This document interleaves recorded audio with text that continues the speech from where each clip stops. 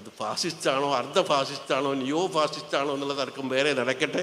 അതിൻ്റെ പിന്നിൽ അതിൻ്റെ വേറെ മറ്റു ലക്ഷ്യങ്ങളുണ്ട്. എന്തായിരുന്നാലും ജനങ്ങൾക്ക് അനുഭവപ്പെടുന്ന രീതിയിലാണെങ്കിൽ അത് ഫാസിസ്റ്റാണ്.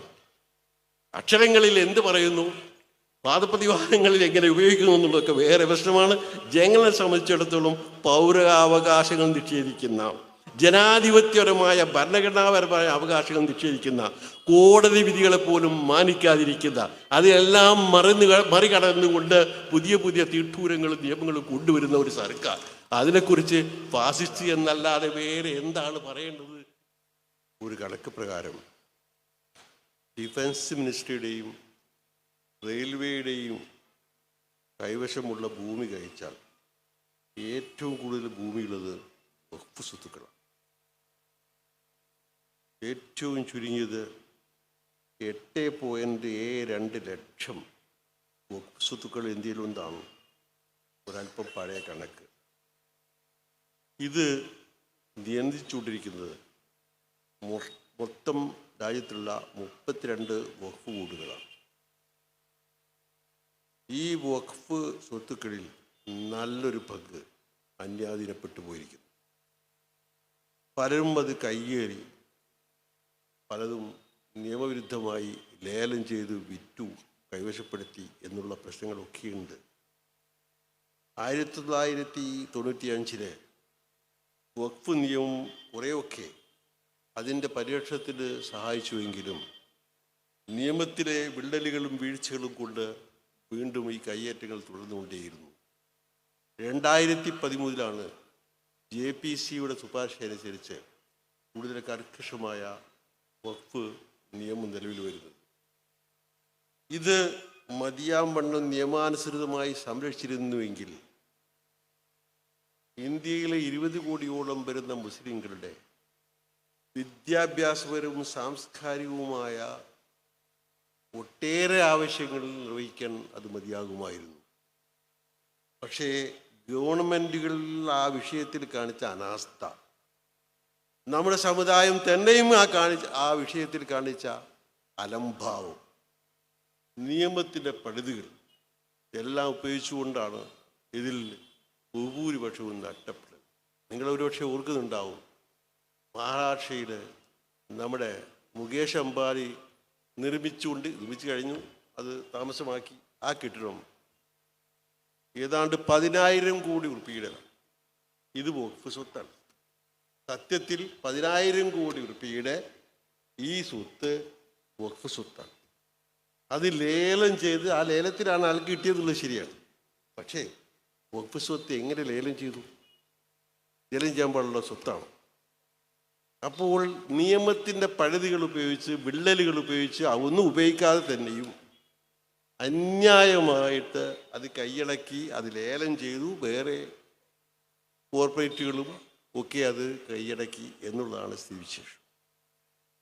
ഈ സാഹചര്യത്തിലാണ് നമ്മുടെ ഇപ്പോഴത്തെ ഗവൺമെൻറ്, മോഡി സർക്കാർ പുതിയ നിയമം കൊണ്ടുവരുന്നത്. ആ നിയമം എന്നുള്ളത് നേരത്തെ ബഹുമാനിയായ ഉദ്ഘാടകൻ ഇവിടെ സൂചിപ്പിച്ച പോലെ അത് ഒരൊറ്റപ്പെട്ട സംഭവമല്ല. ഈ രാജ്യത്ത് നിന്ന് മുസ്ലിങ്ങളുടെ സംസ്കാരവും അവരുടെ പൈതൃകവും അവരുടെ നാമം പോലും ഇല്ലാതാക്കാൻ വേണ്ടിയുള്ള ആസൂത്രിത ശ്രമത്തിൻ്റെ ഒരു ഭാഗമാണ്. ഈ അടുത്ത വർഷത്തോടു കൂടി ഇന്ത്യയിൽ RSS പ്രസ്ഥാനം അതിൻ്റെ 100ാം വാർഷികം ആഘോഷിക്കുകയാണ്. 1926 രൂപം കൊണ്ട എഡ്ഗേവാർ രൂപം നൽകിയ RSS പ്രസ്ഥാനം 100 വർഷം കൊണ്ടാടുമ്പോൾ സംഭവിച്ചത് എന്ത് നമ്മൾ കണ്ടു.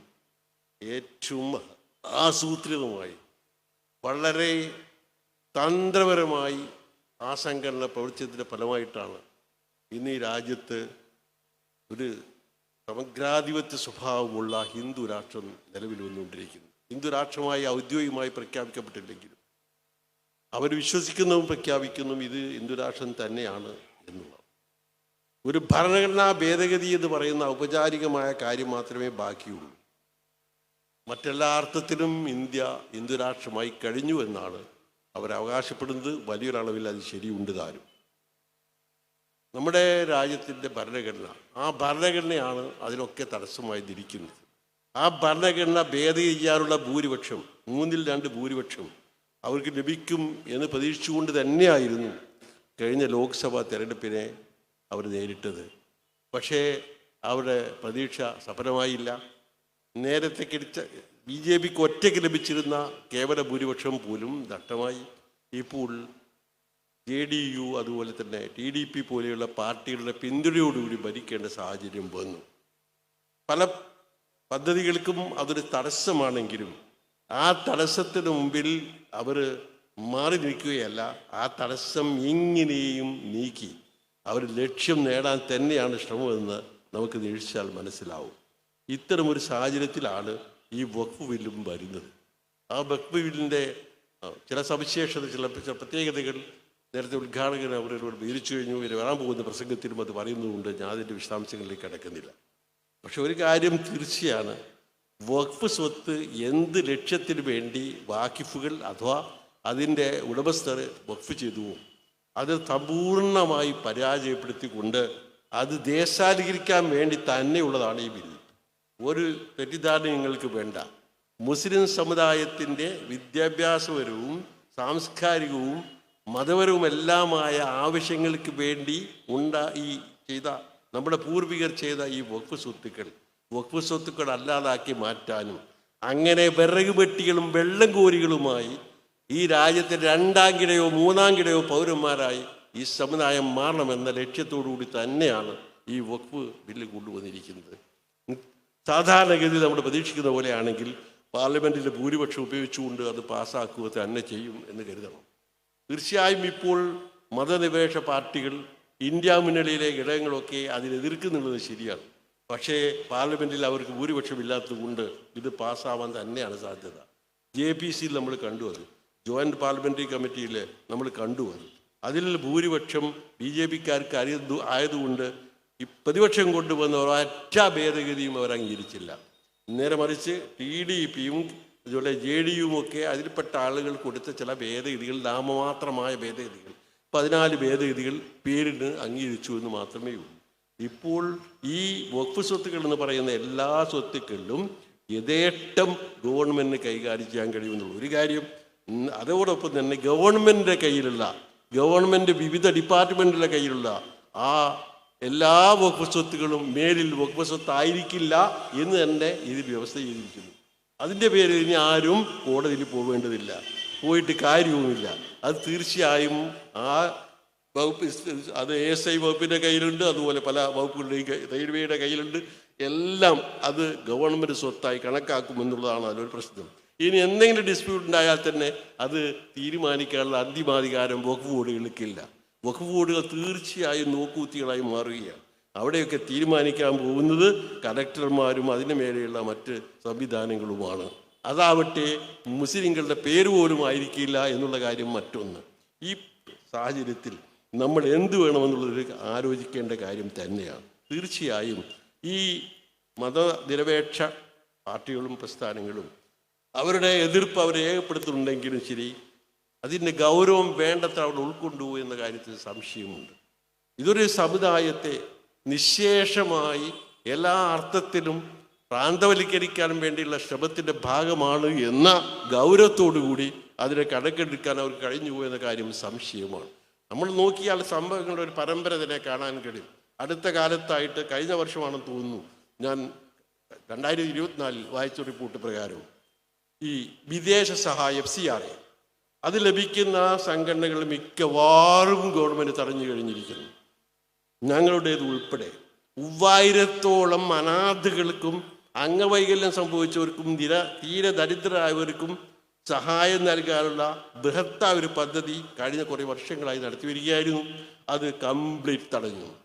പല കാരണങ്ങൾ ഉന്നയിച്ചുകൊണ്ട് വിശദീകരണം ചോദിച്ചുകൊണ്ടേയിരുന്നു. അതിനൊക്കെ മറുപടി കൊടുത്തു. അവസാനമായി ഒരു പ്രത്യേക സമുദായത്തിന് മാത്രമാണ് ഈ സഹായം ഉപകരിക്കുന്നത് എന്നതുകൊണ്ട് അത് അനുവദിക്കാൻ നിവൃത്തിയില്ല എന്ന മറുപടിയാണ് കിട്ടിയത്. ഇത് എന്തിനാണെന്ന് വെച്ചാൽ കുവൈത്ത് ബൈത്ത് സക്കാത്തും ഖത്തർ ചാരിറ്റി സൊസൈറ്റിയും ഒക്കെ തരുന്ന, അത് സ്വാഭാവികമായും മുസ്ലിങ്ങളായ അനാഥകൾക്കൊക്കെയാണ് അത് പറയുന്നത്. പക്ഷെ ഞങ്ങളെ സംബന്ധിച്ചിടത്തോളം അതിൽ ആ മുസ്ലിങ്ങളെയും ഉൾപ്പെടുത്തിയിരുന്നു നമ്മുടെ സ്വന്തം ഫണ്ടിൽ നിന്ന്. പക്ഷേ ഈ ഒരു ന്യായം പറഞ്ഞുകൊണ്ട് തടഞ്ഞു. ഇത് ഒന്ന് മാത്രമാണ്. ഏറ്റവും ചുരുങ്ങിയത് 26,000 ഈ FCRA തടഞ്ഞു കഴിഞ്ഞിരിക്കുന്നു എന്നുള്ളതാണ്. ഏറ്റവും ഒടുവിൽ നമ്മുടെ ഗ്രാൻഡ് മുഫ്തിയുടെ ഒരു ഫത്വ കണ്ടു. അങ്ങനെ വിദേശ സഹായമൊന്നും തടഞ്ഞിട്ടില്ല എന്ന്. അത് അദ്ദേഹത്തെ സംബന്ധിച്ചുള്ള ശരിയാണ്. ആ ശരി എങ്ങനെ ഉണ്ടായി എന്ന് ഞാനിവിടെ വിശദീകരിക്കുന്നില്ല. എന്തായിരുന്നാലും ശരി, ബാക്കി ഈ സമുദായത്തിന് ഏതെങ്കിലും അവരൊന്നും കൊടുക്കുന്നില്ലെന്ന് പോട്ടെ, എല്ലാ സ്കോളർഷിപ്പുകളും മൗലാന അബുൽ കലാം ആസാദിന്റെ പേരിലുള്ള സ്കോളർഷിപ്പ് അടക്കം മുസ്ലിം വിദ്യാർത്ഥികൾക്ക് തടഞ്ഞിട്ടുണ്ട്. അതെല്ലാം തടഞ്ഞതിന് പുറമെ സമുദായത്തിൽ ആരെങ്കിലും ഉദാരമതികളായ ആളുകൾ വഖഫ് ചെയ്ത സ്വത്തിനുള്ളത് പോലും തടയാൻ വേണ്ടിയുള്ള നിയമമാണ് കൊണ്ടുവന്നിരിക്കുന്നത്. FCRA അതിൻ്റെ പ്രാരംഭമായി തടഞ്ഞിരിക്കുന്നു. അങ്ങനെ ശരിക്കും വിദ്യാഭ്യാസമില്ലാത്ത, ഗതിയില്ലാത്ത, തൊഴിലില്ലാത്ത, രക്ഷകരില്ലാത്ത ഒരു സമൂഹമായി നിൽക്കണം. അങ്ങനെ വിറക് വെട്ടികളും വെള്ളം കോരികളുമായി ഈ സമുദായം അലഞ്ഞുതിരിയണമെന്ന വാശി ഇതിനെ പിന്നിലുണ്ടെന്ന് ആരെങ്കിലും സംശയിച്ചാൽ അത് സംശയമല്ല, അത് ഉറപ്പായ കാര്യമാണ്. ഇതിനെ എങ്ങനെ നേരിടണമെന്നുള്ളത് നമ്മൾ കൂട്ടായി ആലോചിക്കേണ്ടതാണ്. നമ്മളെന്ന് പറഞ്ഞാൽ ഇന്ത്യയിലെ ജനങ്ങൾ, മുസ്ലിം സമുദായമോ മറ്റേതെങ്കിലും ദളിത് സമുദായങ്ങളോ മാത്രമല്ല, ഇന്ത്യയിലെ മനസ്സാക്ഷിയുള്ള, സമാധാനം ആഗ്രഹിക്കുന്ന, ഇന്ത്യ രാജ്യം അതിൻ്റെ എല്ലാവിധ സവിശേഷതകളും കൂടി നാനാത്വത്തിൽ ഏകത്വം എന്ന വൈവിധ്യത്തോടു കൂടി നിലനിൽക്കണമെന്ന് ആഗ്രഹിക്കുന്ന, സർവോപരി ഇന്ത്യൻ ഭരണഘടന ഈ ഇത്തരം വെല്ലുവിളിയെ അതിജീവിച്ചുകൊണ്ട് ഭദ്രമായും ശക്തമായും നിലനിൽക്കണമെന്ന് ആഗ്രഹിക്കുന്ന എല്ലാ പൗരന്മാരും ഈ വിഷയത്തിൽ ഒറ്റക്കെട്ടായി ഗവൺമെൻറ്റിനെതിരെ തിരിയണം. അങ്ങനെ തെറ്റ് തിരുത്തിക്കുക തന്നെ വേണം. തീർച്ചയായും അത് ജനാധിപത്യത്തിലൂടെ നടക്കുകയുള്ളൂ. പക്ഷെ ജനാധിപത്യപരമായ അവകാശങ്ങൾ നമ്മുടെ ബോധം ഉപയോഗിച്ചാൽ ഏത് ഗവൺമെൻറ് ആണെങ്കിലും മുട്ട് മടക്കേണ്ടി വരും എന്ന കാര്യത്തിൽ ഒരു സംശയവും നിങ്ങൾക്ക് വേണ്ട. അതുകൊണ്ട് ഇതിൻ്റെ പേരിൽ പിന്തിരിയുന്ന പ്രശ്നമേ ഇല്ല. ഇതൊരു വഖഫ് വർഷം മാത്രമല്ല, ഞാൻ നേരത്തെ സൂചിപ്പിച്ചല്ലോ, എല്ലാ അർത്ഥത്തിലും വരിഞ്ഞ് മുറിക്കാൻ വേണ്ടിയ ശ്രമങ്ങളാണ് നടക്കുന്നത്. പക്ഷേ എത്രയൊക്കെ ശ്രമിച്ചാലും അത് പരാജയപ്പെടുമെന്നുള്ളതിന് നമ്മുടെ തന്നെ അനുഭവങ്ങളുണ്ട്. ഞാൻ അതിലേക്ക് കിടക്കുന്നില്ല. എന്തായിരുന്നാലും ശരി, നമുക്ക് ഈ വഖഫ് ബില്ലിനെതിരായിട്ട് മാത്രമല്ല, ഈ ഗവൺമെൻറ് അത് ഫാസിസ്റ്റാണോ, അർദ്ധ ഫാസിസ്റ്റാണോ, നിയോ ഫാസിസ്റ്റാണോ എന്നുള്ള തർക്കം വേറെ നടക്കട്ടെ. അതിൻ്റെ പിന്നിൽ അതിൻ്റെ വേറെതായ മറ്റു ലക്ഷ്യങ്ങളുണ്ട്. എന്തായിരുന്നാലും ജനങ്ങൾക്ക് അനുഭവപ്പെടുന്ന രീതിയിലാണെങ്കിൽ അത് ഫാസിസ്റ്റാണ്. അക്ഷരങ്ങളിൽ എന്ത് പറയുന്നു, വാദപ്രതിവാദങ്ങളിൽ എങ്ങനെ ഉപയോഗിക്കുന്നു എന്നുള്ളതൊക്കെ വേറെ പ്രശ്നമാണ്. ജനങ്ങളെ സംബന്ധിച്ചിടത്തോളം പൗരാവകാശങ്ങൾ നിഷേധിക്കുന്ന, ജനാധിപത്യപരമായ ഭരണഘടനാപരമായ അവകാശങ്ങൾ നിഷേധിക്കുന്ന, കോടതി വിധികളെ പോലും മാനിക്കാതിരിക്കുന്ന, അതെല്ലാം മറികടന്നുകൊണ്ട് പുതിയ പുതിയ തീട്ടൂരങ്ങളും നിയമങ്ങളും കൊണ്ടുവരുന്ന ഒരു സർക്കാർ, അതിനെക്കുറിച്ച് ഫാസിസ്റ്റ് എന്നല്ലാതെ വേറെ എന്താണ് പറയേണ്ടത് എന്ന കാര്യം നമുക്ക് ഒരു സംശയവുമില്ല. ബാക്കി സംശയമുള്ളവർ അതുമായിട്ട് കളിക്കട്ടെ എന്ന് മാത്രമേ എന്നെ പറയാൻ പറ്റൂ. എന്തായിരുന്നാലും ശരി, ഈ പ്രവണത കാണിക്കുന്ന ഒരു ഗവൺമെൻറ്റിനെ അതിന് സാർവശക്തി ഉപയോഗിച്ചുകൊണ്ട് നമ്മുടെ ഭരണഘടനയുടെ പിൻബലത്തോടുകൂടി ജനാധിപത്യപരമായി ചെറുത്ത് തോൽപ്പിക്കുക തന്നെ വേണം എന്ന് ആഹ്വാനം ചെയ്തുകൊണ്ട് ഇതിന് അവസരം നൽകിയ വെൽഫെയർ പാർട്ടിക്ക് നന്ദി രേഖപ്പെടുത്തിക്കൊണ്ട് അവസാനിപ്പിക്കുന്നു. നന്ദി, നമസ്കാരം.